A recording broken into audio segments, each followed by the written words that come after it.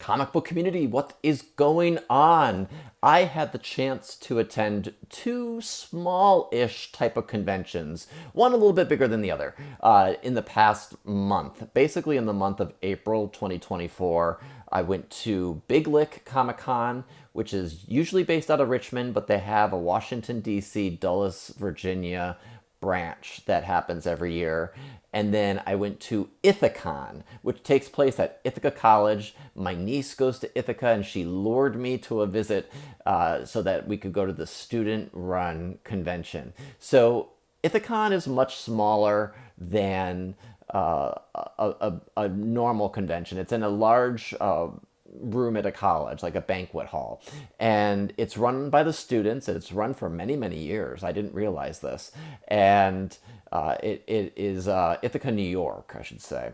And they have had a lot of different things. They had some artists, which including Walt Simonson was there, so that was cool. He has a common theme because he was also at Big Lick Comic Con. And I'm going to show off some sketches I got from him. So Ithacon was a little small. They had maybe 5 comic book dealers. So it wasn't huge. I bought a 2-day pass. I did not need 2 days. I was done in 2 hours. That is fine. They had other things. They had cosplay. They had other booths. Walt Simonson, Don Simpson, I think, the guy who does Megaton Man. He was also there, so there was some good talent. And then at Big Lick Comic Con in Dulles, that was much larger in a large expo hall, a lot more comic dealers, most of them kind of local to the area, but some out-of-towners, which is great. Great to have some new blood.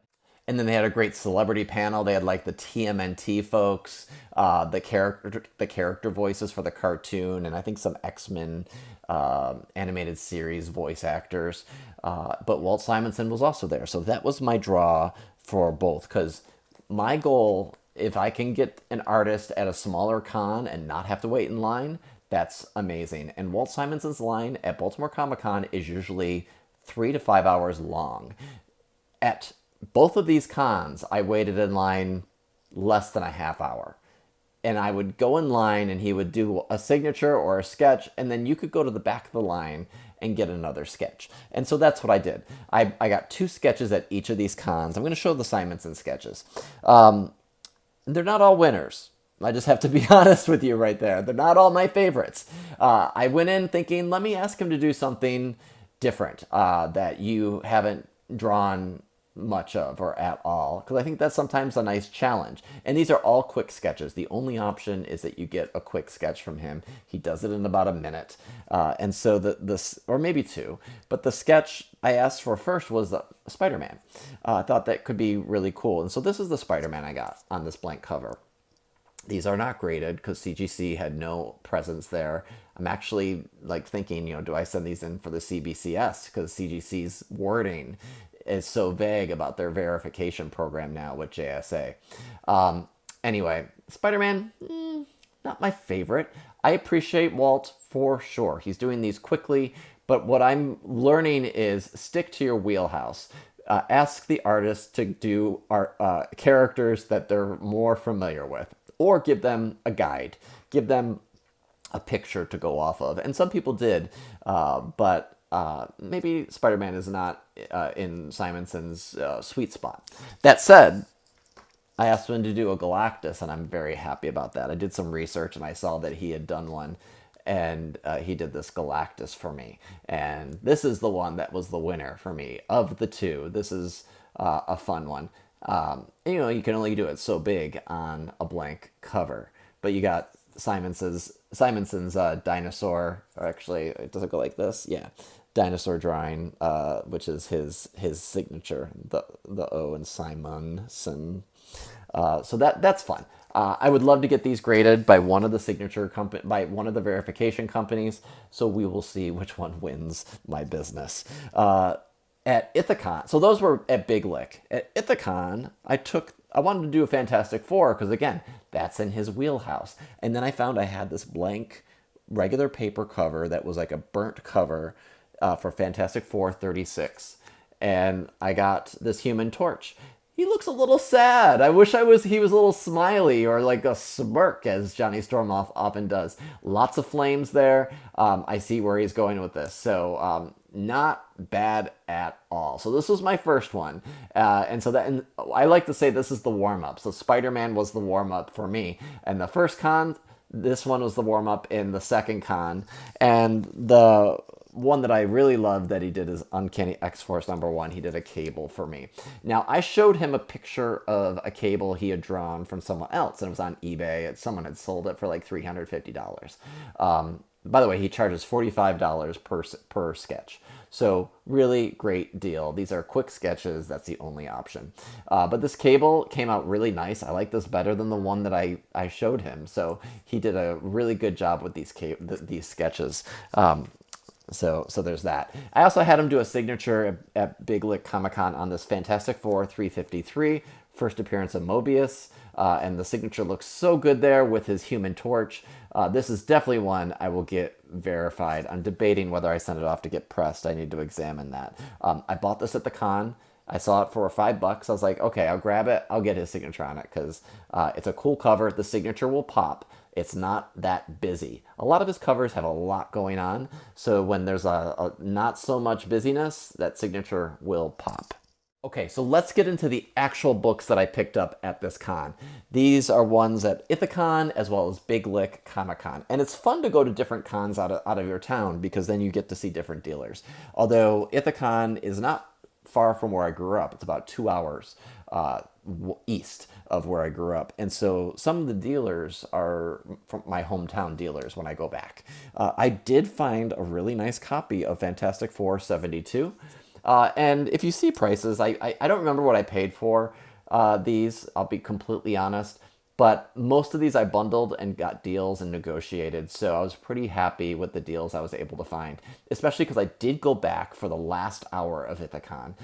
Spent the day with my dad on that second day, of the Sunday of the convention, and went back at the very end after my dad had gone back home and scooped up some deals. So some of these are what that is. This is iconic Jack Kirby, Silver Surfer cover there.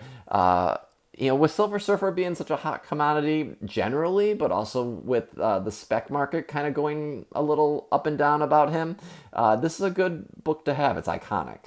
And it's a second copy for me. I'd have to examine which one's better. This might be the better copy.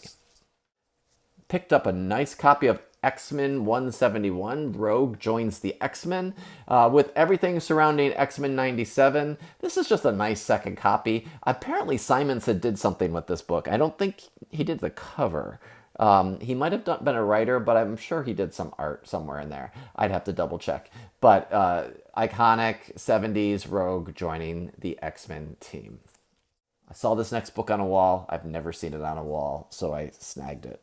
Brit #7. This is the connecting variant cover. It ties into the Wolfman and the Invincible cover. They're all like a triptych. So this is a really nice, I think this might be Art Adams.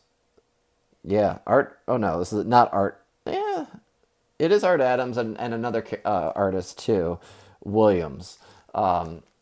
So these are rarities. These are hard to find. This is probably a VF to near mint minus. And they had $100 on it. I got it down with a couple of other books I picked up. But really nice book that you don't come across too often. I think Brit is an underrated Image character in the Kirkman universe, in the Invincible universe. And I have all of them. It was like a limited series of 1 through 12, and then there was one-shots. There was like 2 or 3 one-shots out there. So if you see those for cheap, I think they're worth a pickup. They're great reads. He's a great character that pops up in the Invincible books every so often. He hasn't been in the show, I don't think.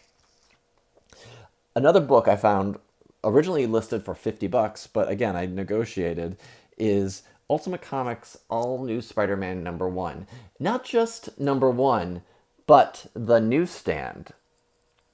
So this is a little harder to find. Again, these are hard books because they were polybagged. I'm not sure if the newsstand was polybagged. I doubt it. Although it does look like it has a little bit of a polybag crease. Maybe just at the top, or just could be general wear. Not pristine, probably VF, but for $50, less than $50, because I got a deal, combining everything, this was worth it. Picked up a nice, I believe this is my second copy of Uncanny X-Men 141. I've been wanting to pick up another copy of this, so to find it and bundle it all together with some other books, that was a win. All of those were on the second day of the con in the last hour.